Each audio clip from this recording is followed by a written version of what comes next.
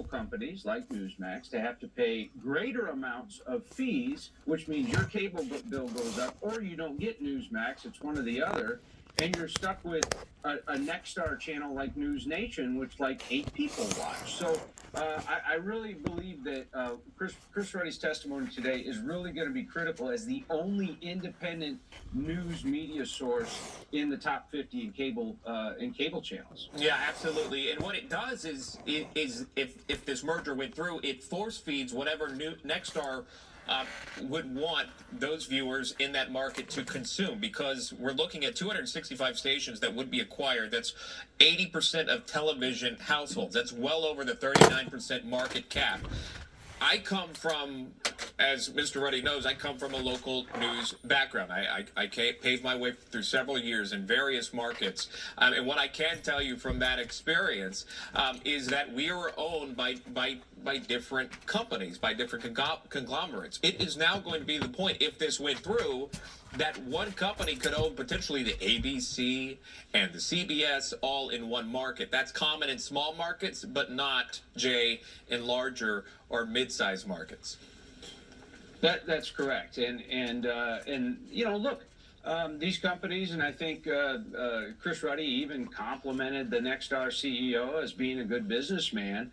But the rules are the rules, and there's this. I mean, after a recent Supreme Court case, Loper Bright, I mean, the statutory language has to mean something. A 39% cap, even in this Congress or any Congress, has to mean 39%, not 80. And getting cute and fuzzy with different terms or regulations at the FCC. I think this is a good fight, not just for Newsmax, but really for the consumers of news in this country. And we all got to be honest. We need diversity in consumers, in the consumption of news. And it certainly can't be the legacy media. And it can't just be Fox News either. We need Newsmax to be as far and wide as possible and accessible to the consumers of news. Let's bring in Greta Van Susteren. She is the host of The Record with Greta Van Susteren, watching along with us. Greta, good to see you. How important is this? I can't stress this enough for the viewers this morning, for Mr. Ruddy to be testifying on the Hill about this potential lifting of this cap. Well, if you're talking about how important it is to Nexstar, it's very important because it means a lot of money. If you're talking about the public, this is potentially very dangerous. Just think about it. The public spectrum, which is where these local TVs are broadcast, is limited. So you want to make sure there are lots of stations that have access to it. If you consolidate it and increase that cap beyond 39%, you're not going to have that diversity. You're going to have just a few companies that own all of it. Local news is so important. We're losing it here in D.C. We've lost the Washington Post in their local news. And it's what's happening here is that if you let this cap be extended, what you're going to see is less local ownership, less diversity of opinion, and what you're going to do is you're going to create. I mean, I don't want to be extreme, but look at some of these countries that only have one news outlet, and that's essentially what you're going to do is you're going to let some of these big powerhouses take over local news and the spectrum. It's just not good for the consumer. It's good for the people who have stock in these companies, perhaps good for the owners of the company, but for the people, it's not. And they broadcast on this public spectrum. They get licenses to do that. They get licenses from the people. That's what we give them as taxpayers. We give them licenses to broadcast. If you limit it, we're just going to get less and less diversity. Yeah, Jay, you were pointing that out as well. For many that may be, joining us right now, they would wonder, why is this such an issue here? There is a cap. How much power does FCC Chairman Brendan Carr actually have? Well, he has the power to not to advocate for the law, which is the 39% cap, and not post anything in the Federal Registry that would suggest that there's a way to get around that 39% cap.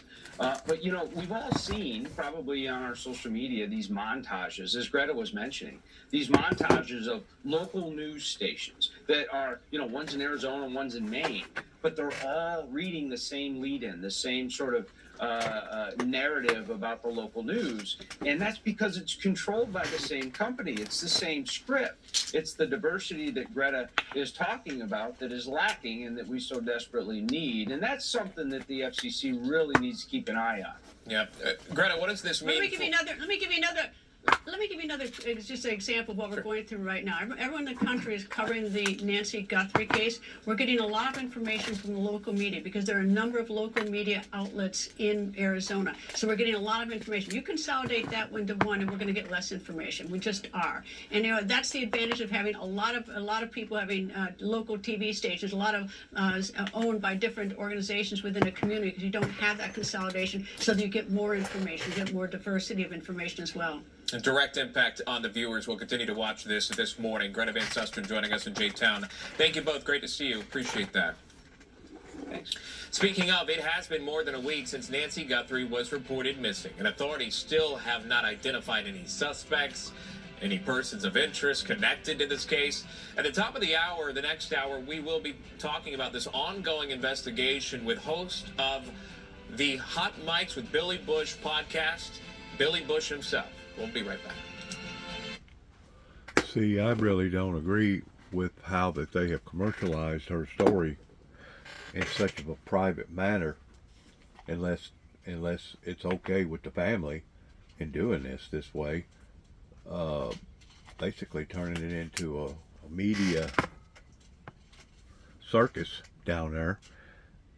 And whenever you're talking about private matters this crucial, I personally don't think that it should be distributed this way across the country and across the world. That's just my opinion about it. And the only reason why that I found any interest in it at all was the fact that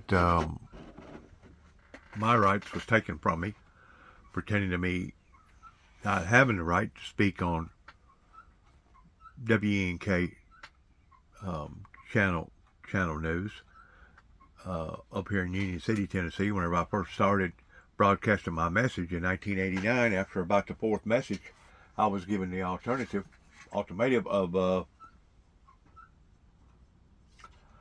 either getting off the radio station or seeking employment elsewhere, to give you some sort of an idea about the people being in control, the money people, the old money.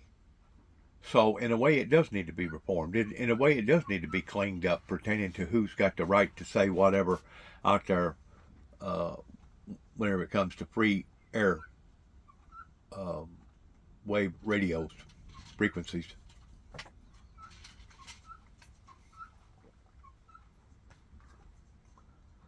They're taking a very, very crucial personal episode that's happening in individuals' life right now, and maybe I'm wrong. Maybe this is the only way to communicate with these knuckleheads that's done this. But to me, it's become commercialized, and I think that's wrong. Fine, this all coming as the deadline for that second ransom note that has passed.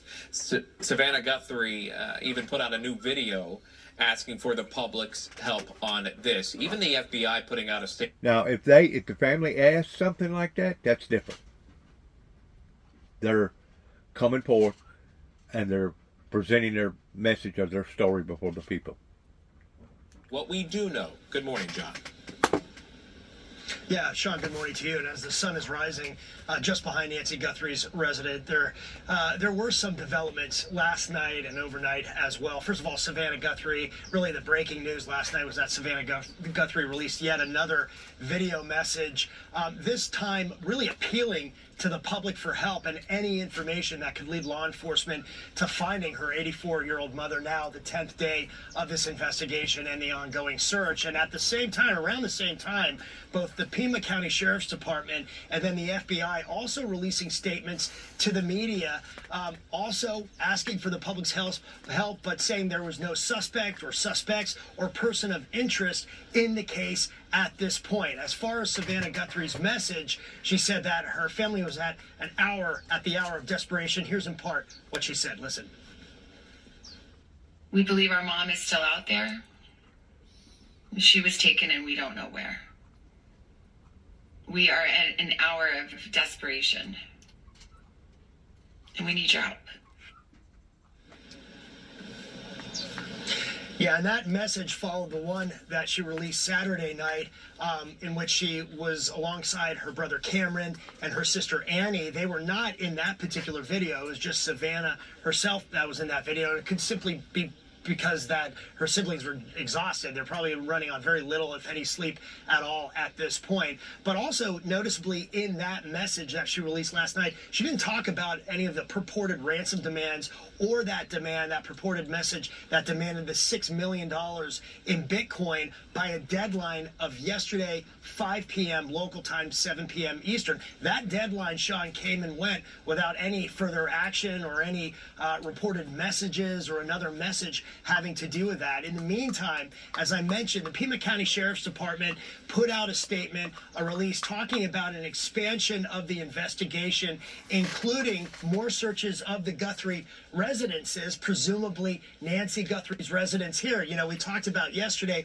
that investigators were on the ground on Sunday. They were walking the backyard perimeter here. They had a metal pole. They were kind of probing around some of the bushes, the brush, and then also what appeared to be a septic tank, a septic system, which is what these properties here in the Catalina foothills operate off of. Also, the FBI releasing a statement saying that it was not aware of any further communications between the Guthrie family and any potential kidnapper or kidnappers, and also that there was no suspect right now identified or person of interest as well. So, you know, there remains a lot of unanswered questions, you know, notably and crucially, if the family or if law enforcement has any proof of life whatsoever that 84-year-old Nancy Guthrie is still alive. The FBI confirming it's going to be sending more agents to the ground here as the media presence, once again, as I kind of show you here, remains huge, Sean. The national,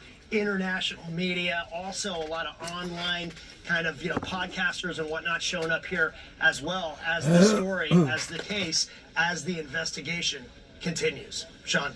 All right, senior correspondent John Huddy live on the ground there in Tucson, Arizona, outside of Nancy Guthrie's home with the latest. John, thank you. Back to Capitol Hill now, CEO of Newsmax, Chris Ruddy, still speaking on the TV caps, the potential lifting of that. Let's listen in. Negotiate their agreements for those TV stations. They have incredible leverage because they have so many stations. So imagine if they're negotiating with Spectrum, Charter, goes by the name of Spectrum, and they have 50 stations in the various markets, and they want a certain retrans fee. So when they're in negotiations, they say to Spectrum, you better pay us the rate, otherwise we're going to take the stations off your cable system. And that could be devastating for a company like Spectrum. And then they also say, we have a cable channel, and we want you to pay us a certain amount. And if you don't pay us, we can go dark on our broadcast stations. Nexstar's not the only company that does this. ABC Disney has ESPN and a whole number of channels. Fox has a whole number of channels. And they all use and wield the leverage of their broadcast stations to get high fees for their cable channels. I'm an independent media company. I don't have the leverage that these broadcast companies. So one of the reasons we had the cap was to reduce the leverage so that they couldn't overpower the cable operators. And this is why cable bills are up over 100% in recent years, because of the immense power that these companies have. Influence. Mr. Leggett, Influence. do you agree with Mr. Ruddy? Do you agree that it is market power that is resulting in higher fees being paid? Absolutely not. I represent, at the National Association of Broadcasters, Nexstar's broadcast interests. So I can't speak to News Nation. But what I can say is this. When you look at the media landscape, we are distant stars in the solar system that is Meta, Google, Apple, Amazon, Netflix. Right now, this administration is reviewing a deal that would merge two streaming behemoths, right? Netflix, Warner Brothers, and I point that out. Mr. Leggett, let me focus you on the specific question that I'm asking. which is, do you agree that the numbers Mr. Ruddy provided are accurate? Namely, that Newsmax has roughly 5 times as many viewers as News Nation, and that News Nation is paid more money than Newsmax is. Are those numbers accurate in your understanding? So I don't have the viewership numbers in front of me, but I will stipulate to that if he's documenting those. And I don't have any visibility into News Nation's programming fees. That's not publicly available. Yeah, then let me ask, assuming those data are correct, do you have any explanation for why that would be the case other than market power? That explanation seems plausible to me. Is there another one other than leveraging the market power to extract those higher fees? I'm focused on ensuring that Nexstar actually has the market power it needs to compete with big tech, which has siphoned away from Nexstar and other broadcasters. You don't want to answer that question. That's okay. Let's move on to a different question. This is a question for both Mr. Leggett and Mr. Ruddy. There's been a lot of discussion about local news. I agree local news is critically important. In both of your views, would eliminating or raising the media ownership cap strengthen or weaken local news, and would it increase or decrease diversity of views on air? Mr. Leggett.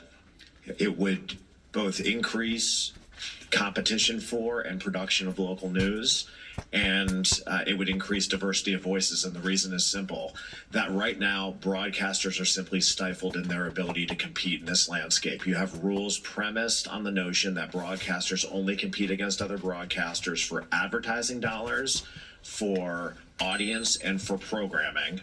And we know that that is not the case. Over the course of the last 20 years, 70% of the local advertising marketplace has been siphoned away from traditional media by big tech. We are competing for programming, NFL games with Netflix and Amazon, and we're competing for audience with all of these streaming services. According to Nielsen in December, streaming viewership was nearly half of all television viewership. Broadcast, just 20%. So we're competing against behemoths. The only way to invest in local news is to reverse this trend, gain some scale, and bring that revenue back to local broadcasting, and that is going to benefit local communities. Mr. Ruddy, same question. Well, I almost feel like I'm in a different universe than my respected guest or member here. But let's go through that. TV is doing well. Nobody's denying. They made almost $2 billion in 2024. They're projecting even bigger profits once this merger goes through. So what is the aid that they need to do to upend the congressional law? Why are they going and running around using the bureaucracy rather than going to Congress? Because they know they have no support in Congress, and the public opinion polls show they have no support. He said two things. One is, Nexstar, we know when they did the Tribune merger, ended up with 15, I think they're currently about 15 duopolies. In every case, they combined the two stations' newsrooms into one. That's the only way they make money. In their projections on the merger, they're saying because of the consolidation, they're going to have $300 million in savings, and almost half of it, $135 million, comes from local programming consolidation. The only local programming local TV stations do is local news. That's pretty much the whole thing. So that's where this is all going. They can make fortunes, and it's local news that suffers. And all right, final question. In 2023, I criticized then FCC Chairwoman Jessica Rosenworcel for delegating to the Media Bureau and to an administrative law judge a decision on the Standard General acquisition of Tegna. At the time, I wrote with my House counterpart, Congresswoman Kathy McMorris Rogers, quote, first, to keep the commission accountable to Congress and the public, a full commission vote is required for certain matters, particularly those involving significant legal or policy consequences. Designating a multi-billion-dollar transaction such as the Standard General Tegna transaction for an ALJ hearing is precisely the type of serious decision for which commissioners must take responsibility. This is a question for all four of you. Do you believe the FCC should have a commission-level vote on the Nexstar Tegna merger? Mr. Ruddy. Well, especially because they're subverting what Congress said, and it was a congressional issue. You know, Mr. Johnson worked for Ajit Pai when he was chairman. Ajit said, he was Trump's chairman at the time. He said several times, it was congressional law. He didn't like the law, but he said we had to, his words, the law must be obeyed. Chairwoman Rosenworcel, under the recent administration, a Nexstar deal, saying that it violated the congressional law of the 39% cap. Brendan Carr was the ranking Republican at the time, and he offered a concurring opinion that did not dispute that. Okay, Mr. Leggett. The NAB doesn't advocate on any specific transaction, but we certainly support the full commission voting to raise the national ownership cap. Mr. Johnson. Under the Communications Act, Senator, the commission has discretion to decide whether, with very limited exceptions, whether to decide something at the Bureau or commission level. Even when something is decided at the Bureau level, there are mechanisms for review before the full commission, as well as ultimately in court. Mr. Waldman. We haven't taken a position on that, but in general, issues of this import should be at the commission level. Thank you. Ranking Member Cantwell. Well, Mr. Chairman, I want to weigh in on that particular point before I start my question. I definitely believe the FCC should have a commission level if they are going to take action. I'm not making a statement as to whether they have that power or not. I'm simply saying if they do, it should be at a commission level. And I think that Chairman Carr has practically prejudiced himself in an information process that's supposed to be independent if he's already made a decision. So I don't like that. I don't like that. But let's start with something maybe we can agree on. Do the witnesses think that right now, I mean, because I look at these viewpoints, I'm kind of, last week I was where Mr. Waldman was. I was like, on this hand, on that hand, and what is it we really want to provide? And so, you know, I'm for elevating this larger context that big tech just has too much power. But I don't know. Do they have too much power in this marketplace, Mr. Ruddy? Well, I think that consolidated big tech is a danger to the public interest. I think there should be more competition in big tech across the board. And there should be, as it relates to now preserving local journalism and how much of the business model. I mean, I think here you have a cord cutting problem. Mr. Leggett basically has a big moneymaker for himself right now, which I'm for. I am for broadcast sports.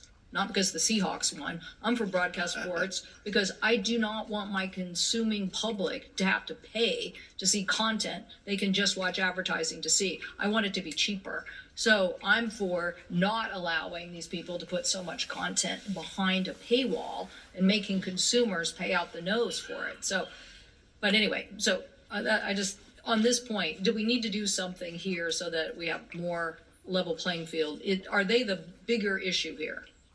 no, I think that local news is almost entirely by broadcast TV. Big tech creates almost no original local news. So we need to protect the diversity and competition in that field. Mr. Leggett is telling you this is his moneymaker right now. And he's getting eaten alive on this because of what's happening, because of the digital advertising revenue. They haven't made the case, I'm sorry to say, Senator, they have not made the case that big tech has hurt their businesses. Their businesses have grown 500% in the past decade. How do you explain that? That's all during the big tech period. Believe it or not, I'm going to agree with you in a minute. But on this point, I don't. Okay. And so I think the point is, okay, does anybody else want to comment on this quickly? Because I have another question. Look, big tech has entirely undermined the advertising model for local broadcasting. Okay, Mr. Johnson. I think by eliminating some of these prescriptive rules, senators, what you do is you give the affiliates better bargaining power negotiating at the table. So they can, in their discussion with MVPDs, with big tech, they can say, we want more local control over programming. Yeah, Mr. Waldman. Yes, absolutely. Big tech is a big part of the reason for the undermining of the local news business model for TV and local news, and it's about to happen again with AI. Right. So Mr. Leggett's key point, though, is that That's right. he About to happen again with AI. On good faith protections for broadcasters. I've actually sided with the broadcasters, on these issues that now, we're hearing complaints about. But again, in this world where the cord cutting and streaming media is leading to this, I'm not sure that I believe that consolidating people so that you could then own 3 TV stations in one media market and then basically decimate that media market without competition is the way to go. And so I have a concern, Mr. Waldman, that is where, to your question. It becomes biased if you don't have competition out there of other people's viewpoints pertaining to different newscasters. Now, I do want to back up and say the deal with the mother down in Arizona, Tucson, Arizona. In a way, because if the family, providing the family don't mind doing this openly, in a way they're actually given a golden nugget to be able to use the media in favor in trying to get their message out, because how many families out there has went through similar type situations with a daughter or a son runaways or disappearances, and they would love to be able to have that kind of a voice to be able to reach out there and touch the general public in wanting to know what happened to their son or what happened to their daughter, and they don't never get that opportunity. So, I mean, it can be looked upon in 2 different ways pertaining to the situation down there in Arizona. Getting back to what they're talking about here with the media, these conglomerates coming in here, especially with AI, it becomes biased, very biased, if you only have one-sided opinion about an election, or one side of opinion about a story, or one side of opinion about whatever. It becomes very biased. So competition in that sense is very good, I believe. And for the Chevrolet dealership up here in Dresden, Tennessee, whenever I first started speaking on public radio in 1989 in WENK AM station over here in Union City, for them to have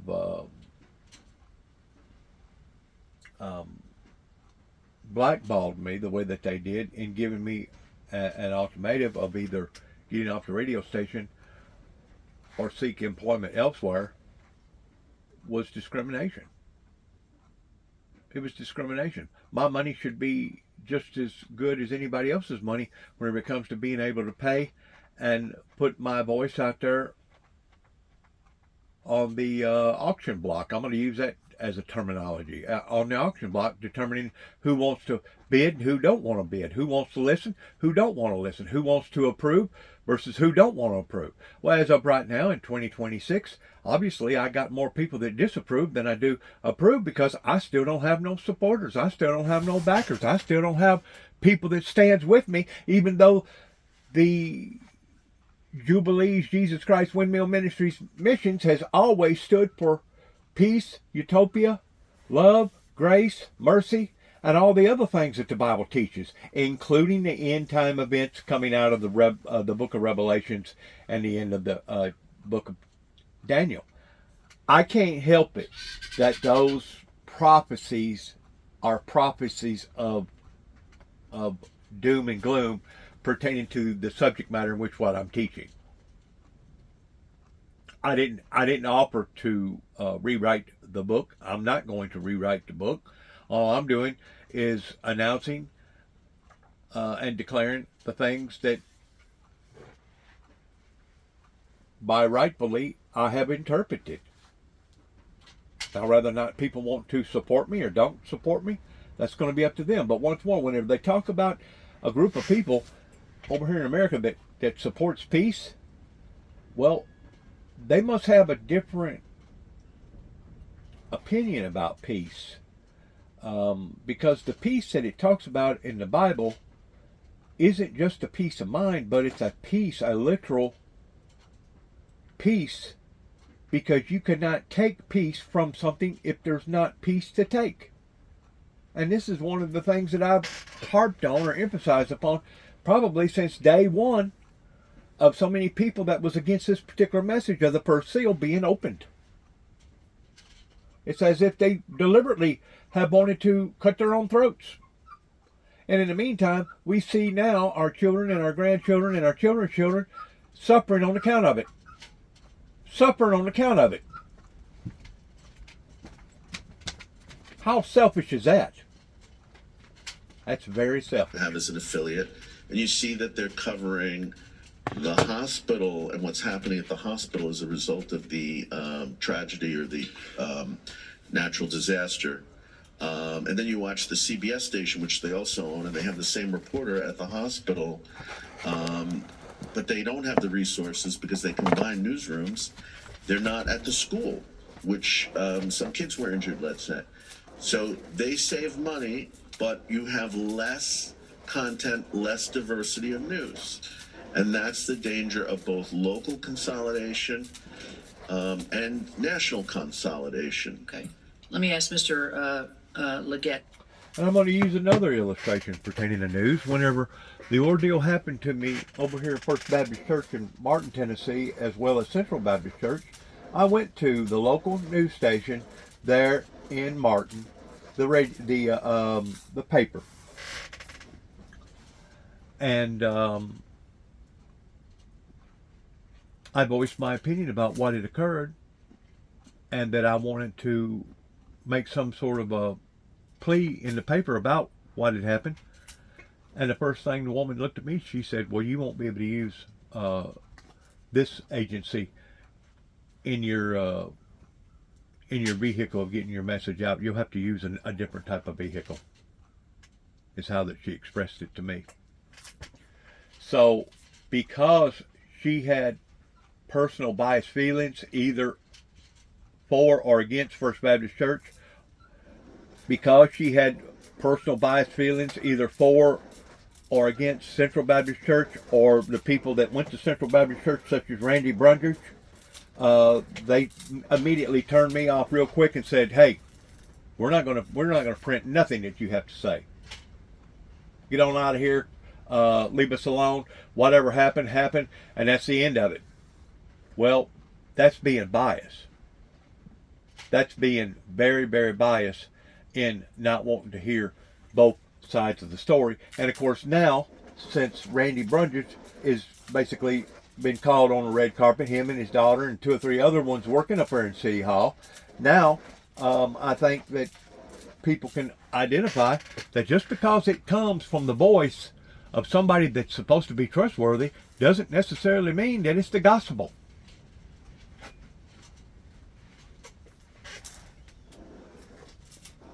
So whenever they talk about they support peace in America, I have a tendency of believing that, because they may not want to see an all out and out knock down and drag out pretending to a bloody war, but at the same time they didn't want to support the Jubilee's Windmill Ministries going back into 1989, whenever it first stood out into the eyes of the public. And of course, whenever I come back here in 2014, and I seen how that me and my brother was just basically thrown out to the wolves, pretending to how that they was helping us up here in Dresden, Tennessee, with the court system, we realized real quick, wow, even though you got deep roots here, even though you got a cousin works for the TBI, even though your great-grandfather at one time worked for the state of Tennessee and being a pillar of this community, you're still being degraded as being nothing, while they put out their false messages to the people, to their gurus, and they eat it up, even though look how turmoil that the country has become in the past 30 plus years. You know, they were striving towards, oh, we got to keep Mike Wilson in power. We got to keep Mike Wilson in power, towards him being the longest lasting sheriff in the state of Tennessee. Well, that's fine and dandy if that's your goal, but at the same time, did the sheriff of this county really clean this county up? Well, whenever I come back here, there was more illegal activity going on than what it was whenever I was a teenager growing up. And to think that a bunch of goons, a bunch of basically cultist or a Klansman attacked my brother and I the way that they did, and these courts up here allowed for that to happen, pretty well speaks volumes of proof being in the pudding of where we stood. And my brother was being persecuted, publicly persecuted, because of his brother. Was that fair? Was that fair that my brother had to go through so much turmoil here in the community because of his brother? That's sickening, is what that is. And they want to stand up and tell you that they want peace? They need to make a profit, so they're going to have to pass most of those costs over, and we're seeing it in the cable bills, which have gone up enormously, and the reduction of content in cable. There's been a removal of channels. Again, there's so few independent media voices because they'll tell me, the cable operators, we like Newsmax. We don't have any money left for you because we have to pay the retrans fees.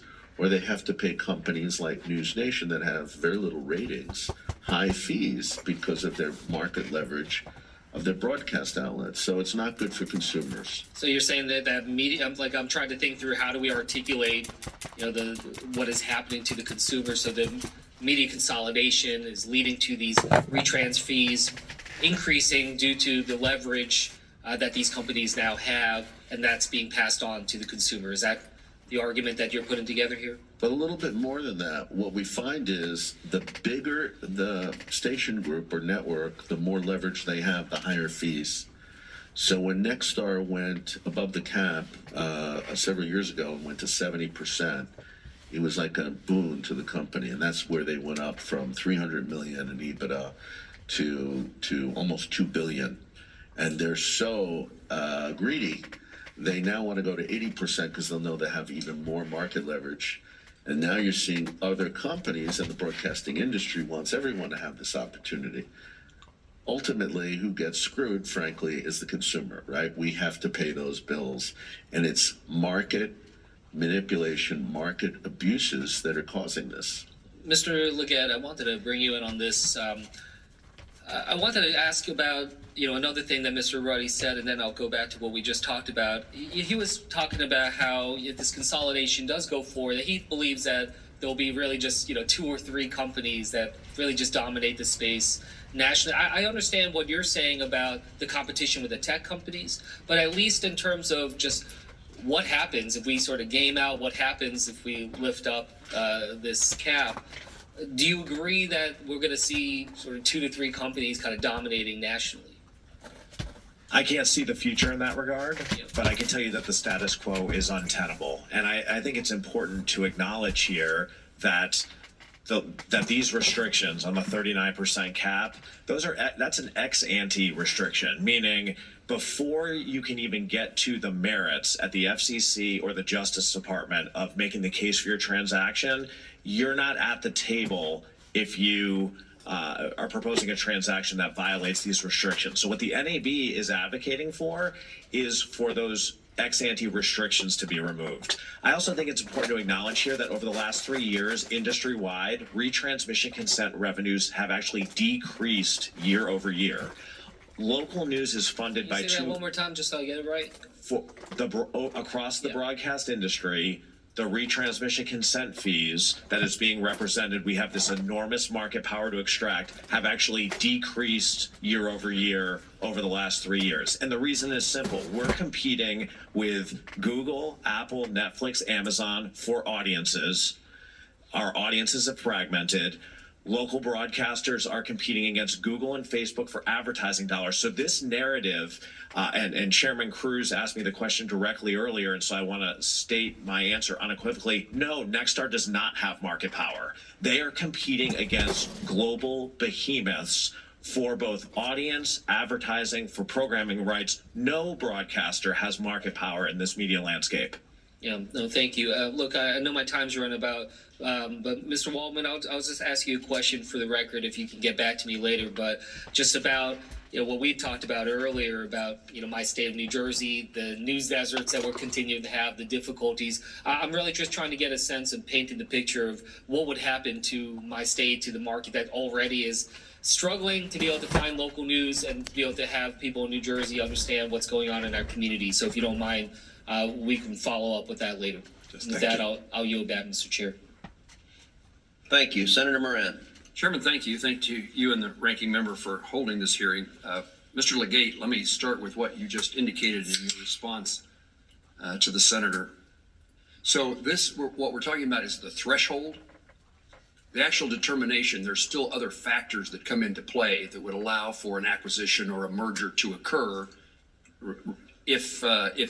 but it first has to be allowed by this standard, this threshold. That's absolutely correct, Senator. And those items would then protect competition, would be among other things that would be considered. The FCC still maintains the authority to review every transaction and assess whether it is in the public interest on a case-by-case basis. The Justice Department will examine the pro-competitive and anti-competitive impact of any proposed transaction. Nothing that we are advocating for in terms of eliminating these decades-old restrictions will change that authority to review transactions on a case-by-case basis. Mr. Johnson, call on you in your previous capacity. Would you expand on the history of the FCC's actions in updating the national cap? Where does the FCC derive its authority to change the cap, and why elimination of the national cap is necessary for continued health of local broadcasters? Thank you very much, Senator. I appreciate the question.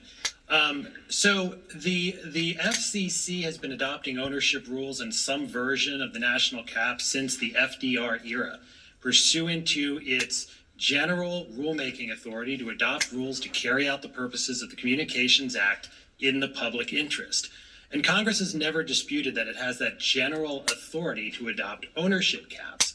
In fact, on 2 occasions, by directing the Commission to modify its rules to set a different cap level, Congress essentially ratified, yes, FCC, you have this authority to adopt these kind of rules. And here we think, based on the current marketplace realities, that the rules should be set at a different level. So Congress made that determination in 1996. The DC Circuit, as I said, it took a look at the text of that statute and it said, based on an argument, the FCC came in and said, we don't have to make any adjustments, or we can't make any adjustments to it. The court said, no, in fact, this language retains your discretion to modify the cap to a different rule, to a different amount. 2 years later, only 2 years later in 2004, Congress again changes the statute, but keeps that key formulation, modify its rules in place, showing that Congress, in fact, did not intend to take off the table future FCC changes to the rules. In fact, there was a House bill and a Senate bill. Both of them would have expressly enshrined the cap into law, as the DC Circuit suggested. There was another statute 4 years before 2004 in which Congress explicitly told the Commission you cannot change the minimum separation distance between broadcast channels unless and until Congress further acts. So Congress knows how to take away FCC discretion when it wants to use that clear language, but it didn't do so here. And so in my view, the FCC retains that discretion. Thank you. Mr. Waldman, tell me what the world looks like with a cap being increased, and tell me what the world looks like if a cap isn't increased. Well, we've heard testimony that said in the past, when you've had consolidation, it's led to more local news. And we've heard testimony say that in the past, when we've had more consolidation, it's led to less local news. The reality is both things could happen. And so when we're talking about what the FCC's authority is there, it's not just about the cap, it's also about the very definition of localism. We can't keep playing lip service to localism.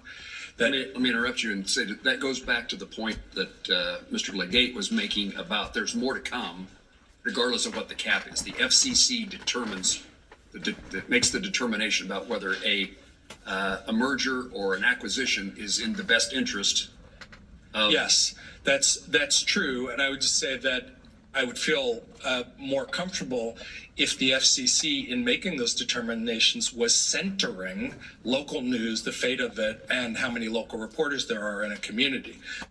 Well, I kind of disagree with that, because the truth means everything whenever it comes to people not being biased in covering the news. Just like what went on out in Mount Carmel, Waco, Texas, towards what went on originally in the Oklahoma bombing. Once more, that's why it's vital to have different perspectives of looking at the whole truth and not just bits and pieces of it. Good luck to all of us, and God bless. Shalom.